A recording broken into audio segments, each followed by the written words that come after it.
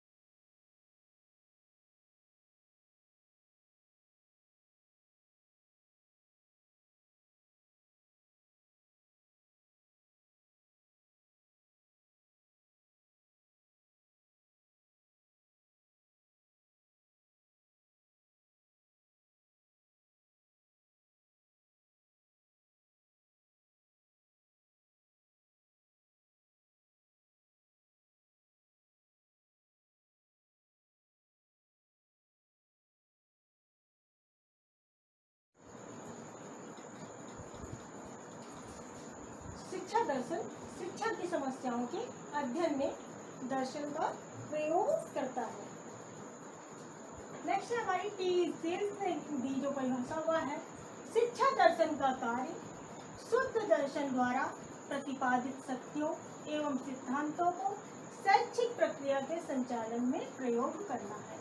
यानी जो शिक्षा दर्शन है हमारा, वो क्या करता है, शुद्ध दर्शन द्वारा, यानी जो हमारा दर्शन है वह ऐसे सिद्धांतों का प्रतिपादन करता है। कैसे करता है? सत्य, क्योंकि वह सत्य की खोज करता है, उसके लिए प्रमाण एकत्रित करता है, फिर सिद्धांतों को प्रतिपादित करता है। तो इस प्रकार वह जो सिद्धांत है वह शिक्षा प्रक्रिया के संचालन में अपना योगदान देते हैं। नेक्स्ट है हमारा शिक्षा दर्शन का स्वरूप। तो शिक्षा दर्शन का स्वरूप कैसा होना चाहिए? शिक्षा और जीवन में कोई भिन्नता नहीं है। वर्णन क्या है? ये दोनों एक दूसरे के ही अभिन्न अंग हैं। इसी प्रकार दर्शन भी जीवन में कोई भेद नहीं करता है। तो जो शिक्षा दर्शन का स्वरूप है, उस दार्शनिक दृष्टिकोण वाले जो लोग हैं वो क्या शिक्षा दर्शन का जन्म शिक्षा दर्शन के स्वरूप पर ही निर्भर मानते हैं। शिक्षा दर्शन के विभिन्न विभागों में एक विभाग माना जाता है। मतलब जो भी शिक्षा के विभाग हैं उनमें शिक्षा दर्शन को भी एक विभाग के रूप में माना जाता है।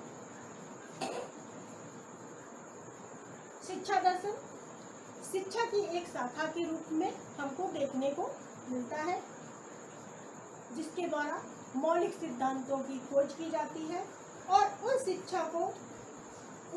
सिद्धांतों को शिक्षा में व्यवहारगत रूप में शामिल किया जाता है।